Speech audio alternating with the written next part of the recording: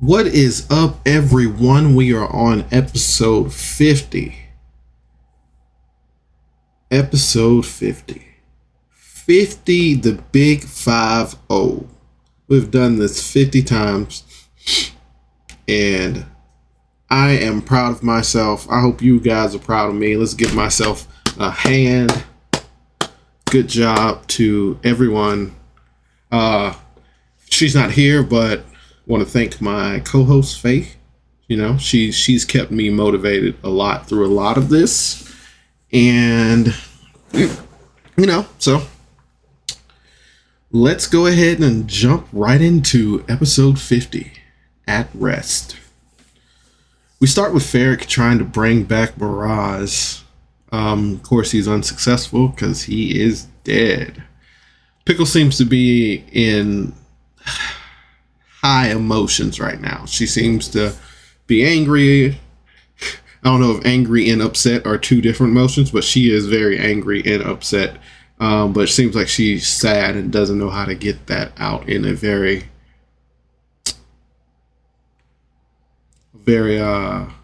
productive manner. Adalia moves Navarro's body out of the room into the hallway. Ambrose remembers something and runs over to Mirage's body and looks at his hand. Ambrose, at this point, I guess, emotions are high. He's tired. He starts to stutter and lose track of thought a lot. And I was like, is this like Ambrose? Because, Ambrose is usually well put together, and he's like, he talks in a very like, I'm the smartest guy in the room kind of. But anyway, we find out that Mirage's soul may be in the ring. A while ago, he got a ring of mind shielding, and if you die, your soul is placed into that ring. Ambrose tries to give the ring to Pickles, but she immediately doesn't want it. Why would she want it? She says that's weird. Again, I think it's weird that you don't want it, Pickles. But, I understand. Fyrric ends up taking it, and he's going to attune to it and try to see if it worked. Pickles ends up going through Mirage's body, looking for anything, and she finds like a couple of things, and she decides to make jewelry out of it, much like Adalia did for Spunk, and she was going to make it something into an earring, but unfortunately her ears are crystal now.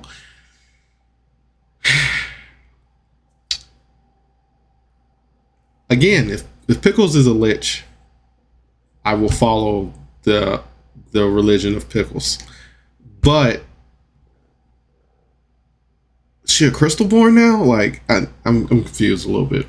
But anyway, so she ends up putting like things of Mirage on her body in a different way to kind of represent him.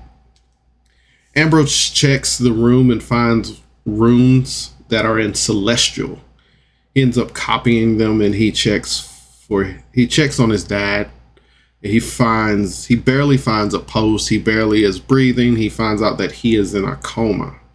Fyrric ends up reading these runes. He casts Comprehend Language and finds out that it was a life transferring spell that messed up his dad.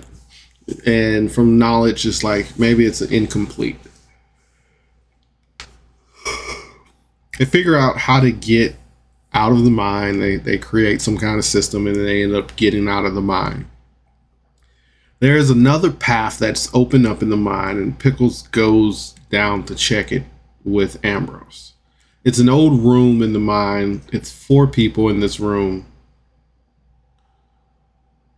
And they are skeletons playing cards. Not like alive skeletons. They're dead, but you can tell that they were playing cards. Pickles thinks that the gods are messing with them. I love this joke in D&D. Because it's just like, man, the gods are messing with us. When, in fact, there's only one god. And they might find it quite funny. Ambrose ends up casting Detect Magic on these items, or identify on these items, and he finds out that The items are magical. There is a javelin, a pair of boots, a pair of gloves, and a sickle. And he also ends up taking the cards along with these items. They head back to the group and they head out and end up setting camp for the day or the night. Fyrric walks off by himself and talks to the ring. And of course, Miraz is inside of it.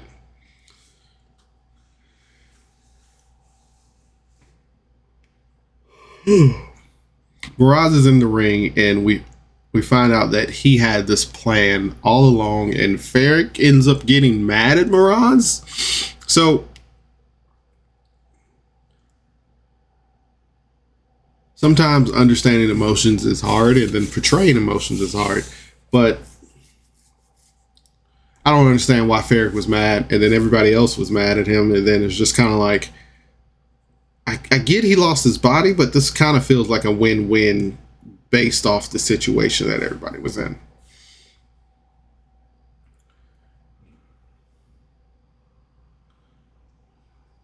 Fyrric ends up asking Miraz what does he want to do with his body, and he tells Fyrric that maybe send it home, or but until now, just put it in a bag of holding to store it.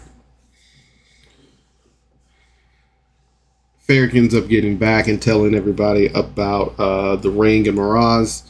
They debate if they can keep things in the bag of holding. Is it room temp? Can it be stored? Will the body rot? They go on about that.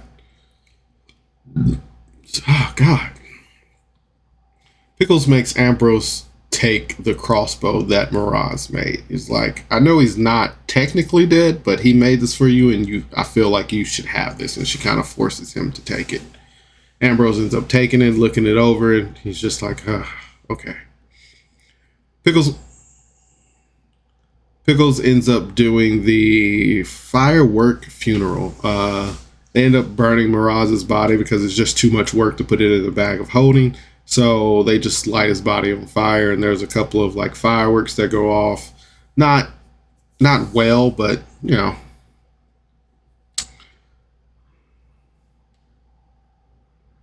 They decide on what to do next and go after.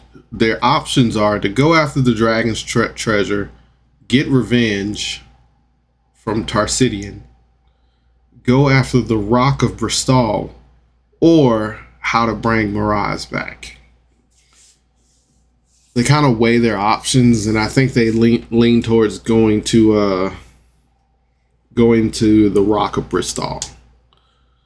The group set camp for the night and goes to sleep. Pickles can't sleep, of course, at this point, so she ends up pulling out Ravenau's sword that she stole. And now it is slightly different. It has changed. It has this giant eyeball in the middle, and it can project thoughts into your head.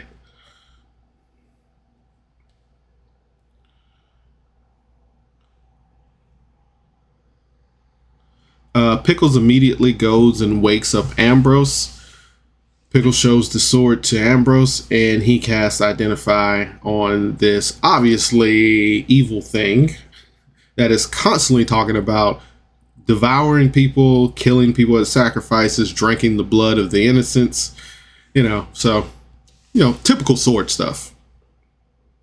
But he casts Identify. He finds out this is a legendary sword, the Vorpal sword.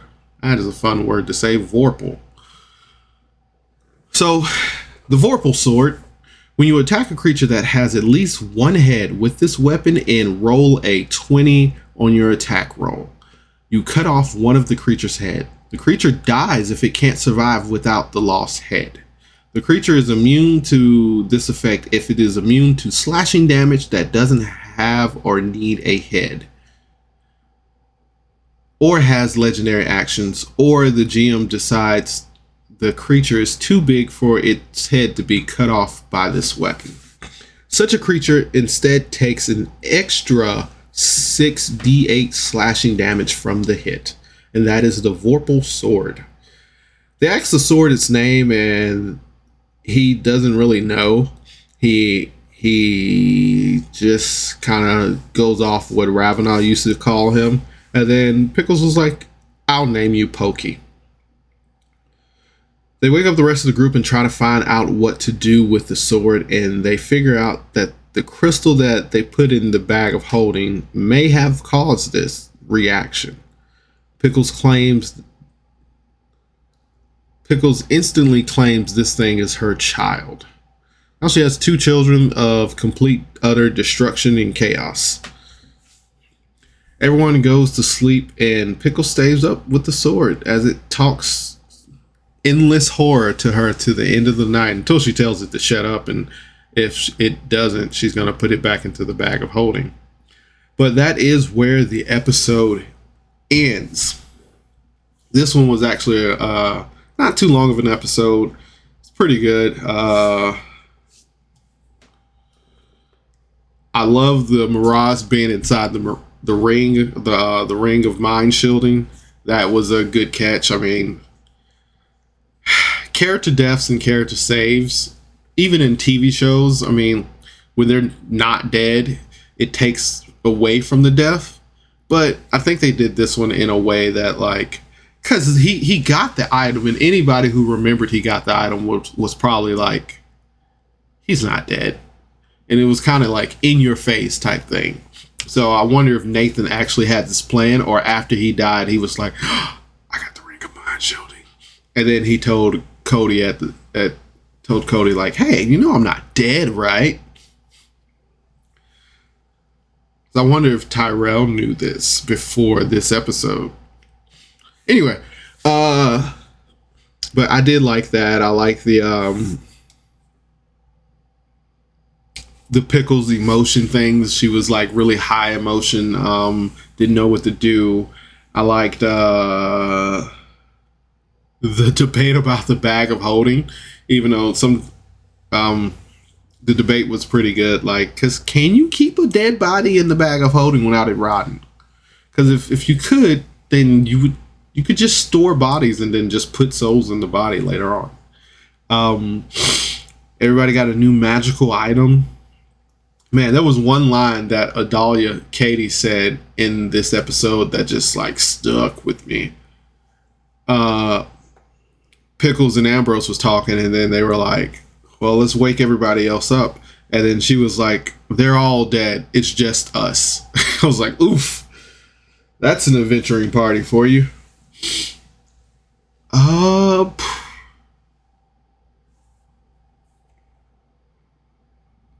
Yeah. And everybody got a new weapon. Pickles got 2 new weapons. Because I think she ended up taking his lightning spear, and then she got the Vorpal sword. Pretty sure that it is cursed somehow. But yeah, I mean, that's basically it. It was a nice little episode. Getting ready to move to a new country. We had to do a funeral again. They did burn Navarro's body, and they burned Eugene's body. I will give this episode a 8 out of 10. I really enjoyed this episode. It was fun. It was a nice setup to things to come. Find out a little bit more about characters and their feelings. And that's about it. But as always, guys, thanks for tuning in to Miles TV. I appreciate you watching. And remember, you are loved, you matter, and you are important. I said that all kinds of wrong. But thanks for tuning in. Bye.